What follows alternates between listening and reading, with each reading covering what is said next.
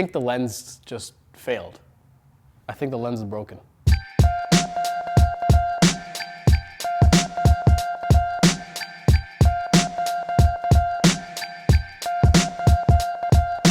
The team at Viltrox have been steadily putting out a collection of affordable lenses that look to offer a competitive option for Fujifilm shooters. And with the introduction of the 56mm F1.4, it's really a shot across the bow at trying to get even more market share in the Fujifilm X mount system. Now, having used this lens for a number of weeks, there's one simple question to answer. Is it worth it? When I was contacted to review this lens, I'll be honest, I was about to say no. And that's because, well, a lot of time and work goes into producing these reviews. You know, to give you a really honest opinion, I plan a dedicated production around the product where we go out, test it out in a real world environment so that I can give you my opinion as a professional photographer. And I didn't think I had time for this, but you know, at the end of the day, I figured that there was a lot of interest garnering around this product, and some of you had already asked me to review this product. I said yes, we planned some shoots, and well, I went ahead and decided that I was gonna review this thing before the end of the year. When you pick up this lens, it doesn't feel like a Fujifilm product, and that's not a bad thing. What I mean to say is that at just under 300 grams with its cylindrical shape, it feels more like a Sony lens that was made for the Fuji X mount. And I have to say, it was pretty comfortable to use because I had this with the brand new XS10 and it was easy to wield. It wasn't too heavy, it didn't shift the center of gravity too much, and it felt like a comfortable pairing. As I sat in my office getting a feel for this lens, I immediately recognized how snappy the autofocus was. It was noticeably faster than the 56mm 1.2 from Fujifilm and did not show any hesitation between subjects. It didn't have that weird hunting effect. It would lock in and catch focus very easily. The funny thing is, with this STM focusing motor, I thought it was malfunctioning because I didn't hear anything. I guess I was so used to it on the 56 and 35 for that matter, that I thought there was something wrong, but no, it was just focusing really quickly and really silently. If that matters to you, I think you'll appreciate that with this lens. Now, how does this 85mm equivalent perform in the field? Being an 85mm equivalent lens, this product is really geared toward documenting people. While you can use it for many other applications, a focal length like this has a historic association with portraiture. When I began testing the lens and reviewing the files, I was quite pleased at the results. When I shoot wide open, there's not a huge margin for error, with center sharpness being pretty good, but the corners falling off pretty quickly. Now, this might not be a huge cause for concern, as most of your subjects may fit in the center of the frame. And if you go north of 2.8, the sharpness and contrast pick up very quickly. I noticed that this lens was a bit more contrasty than the 56mm 1.2, but not in any way that'll ruin your frame. The clickless aperture may take some getting used to, and although it's a smooth transition, it's actually a stepping exposure when you're actually capturing your shot. As a photographer first, I prefer an aperture with a ring that clicks. But I will admit there is a good amount of resistance on this aperture ring where it doesn't feel like it's gonna shift out of place. I didn't feel like I was not confident in it staying at the rating that I chose. And when you compare this to my 56mm review, you'll know that that was one of the issues I had with that lens. As I began shooting more and more with this lens, I was very pleased at the result. Now, if you're gonna pixel peep, you'll notice that there may be some purple fringing at the wider apertures in certain environments, but it might not be a deal breaker for many of you, as you might be in more controlled environments. All in all, the Viltrox 56mm F1.4 delivers a reliable result in a very compact form factor. But is there room for improvement with a product like this? So you may have seen a little bit of a reenactment, I guess you could say, earlier in this video. Let me just give you guys an update. Basically, when I was testing this lens out for the last few weeks, I had an issue where when I mounted it on any one of my Fuji cameras, whether it was X-T4, X-T3, X Pro 3, XS10, it wouldn't work. As soon as we mounted it on, it would just fail. It wouldn't let us see anything through the viewfinder. Viltrox released a firmware update. I did the firmware update and it still didn't work.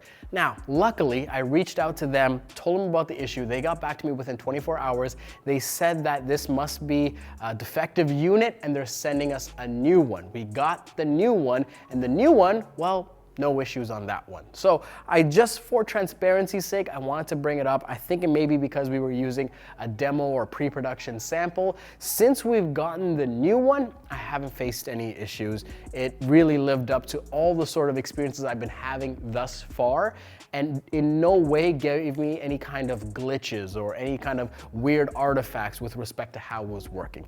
So I just wanted to mention that because we did have that instance. I didn't see anyone else in their reviews bring this up, and to their credit, when I reached out to them, they were very quick to respond and send us a replacement. So hats off to them. Having used this lens in a professional shoot environment, there were a few ways that this lens could get better. The focusing distance is rated at 0.6 meters, but in many instances, it didn't feel like that. I had to take a foot or two back to actually capture focus. The inconsistency in sharpness made me hesitant to use this lens wide open with autofocus. I'd switch between this lens and some X-mount equivalents and realized the reliability wasn't quite there for some reason. All in all, it didn't instill a sense of confidence in a professional environment. But that's not really a surprise. At $330 US, this lens is not targeting paid professionals. It's really going after budding creators, people that are looking to get into portrait photography, and even some enthusiasts. What gives me hope is though, Viltrox is no slouch. I feel like they are ready and willing to improve their product over time, and they may even do a silent update in the background to improve this lens. I mean, look at the 85mm lens. They released that, we did a review, and shortly after they included a second version. They upgraded to a second version of that lens. So I imagine that they'll quickly make this better to make it even more valuable and still maintain that fantastic price point. In future iterations, I'd love to see the manual focus ring be a little bit tighter and provide more resistance. It's not something that everyone might require, but it feels a little too loose for my liking. Now, I'm pretty sure you're wondering, how does this lens compare with all the other lenses by Fujifilm in this range? The Viltrox really punches above its price point, and if you're just getting started and you want a good piece of glass to take portraiture and you're not being paid for your work, this is something that you're doing more as a passion, there's a really good argument to invest in a product like this and then wait until you need something like a 56 1.2 from Fuji, or maybe even the 50 1.0. You'll be able to capture some great compositions in a compact form factor and save a considerable amount of money. Now, if you find yourself in varying weather conditions and you go from indoor to outdoor a lot, now there's a reason there where you should probably invest the extra $120 and get the 50mm 2.0 lens, just because it's gonna give you a tangible benefit, especially if you're shooting a wide array of things and not just people or portraiture. I made a pretty extensive review of that lens. I'll leave it in the description, so check that out for more details.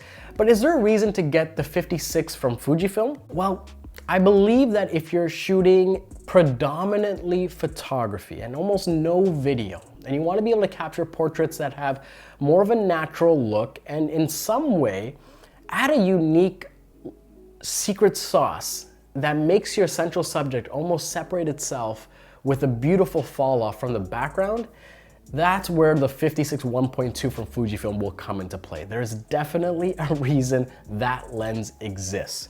And when you look at the difference, you'll appreciate it more. Will your client see the difference? Will your, family see the difference and appreciate the difference? Maybe not. But again, this is about you, the creator. And when you see the difference between the tools and you have the means to, spend and get the better one, you're gonna do that because that's ultimately gonna give you more satisfaction as a creator. So no, I'm not gonna go and tell you that this makes the 56 from Fujifilm obsolete. It just narrows the gap and makes it more of a product worth consideration if you're gonna make that investment to the more expensive product. Now, what about the newly announced 50mm F1.0 lens? Well, stay tuned for that review, but I gotta say, this is not really a fair comparison because you're taking this that's designed for entry-level enthusiasts and comparing it with something that's a feature-rich, state-of-the-art in optical engineering that's geared toward a very special niche of photography. So no, it's not something that is gonna compete with that. You might be able to do some side-by-sides and fool people on YouTube with the compression and all that, but I'll tell you, there's a reason for that product to exist as well. And stay tuned, I have a really cool review planned for that as well.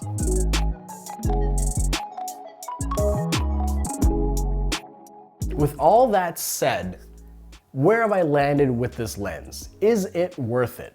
Well, in an absolute way, it is. You know, for a paltry $330 US, users can expect a superb lens that feels really nice, that is compact, that will allow you to get the shot and really in some way just get up and running faster, where you can get this nice prime to marry to your new Fujifilm camera and deliver fantastic imagery. The inclusion of a micro USB port for drag and drop firmware updates is also a wonderful, quirky way to keep your lens up to date. And the only reason I reviewed this lens is because of the reputation the Viltrox team has been building themselves. The team has been putting out affordable glass that renders images significantly better than their sticker price would lead you to believe. And as someone that is always encouraging viewers to go out and create and tell your story, I'm happy that Viltrox is really becoming an important player in this space with these nice, affordable pieces of glass that lower the barrier to entry to allow you to create and tell your story. I mean, think about it. Without them, the entry point for a mid-telephoto range lens starts at $500 US. So hats off to them. And to paint an even broader picture, you can pick up a Fujifilm product with, you know, a 4th generation sensor, with a 4th generation processor, marry it with this lens and have this robust photography solution for around $1,000 And that's a powerful thing for many creators. While I might not be the target audience for this lens, I can imagine a lot of people that are. And if you've been on the fence about this lens, well, all I can tell you is that it is a steal of a deal and definitely punches well above its price point. Thank you so much for watching. I truly enjoyed making this video for you guys. If there's any other lenses that you want me to review, let me know in the comments below. And I should say that we'll be giving away this lens. You know how this works, right? Anytime a company reaches out and gives me a product to review, well, I just pass that back on to you guys. So this 56mm F1.4 lens, if you want to win this lens, let me know in the comments. Just add some comment and leave hashtag Fujifilm and be sure to follow me on Instagram, because what I'm gonna do is announce the winner there. So that's 2 simple things. You do that and one of you is gonna get this lens. Thank you so much for watching, guys. I truly appreciate it, and I'll see you next time.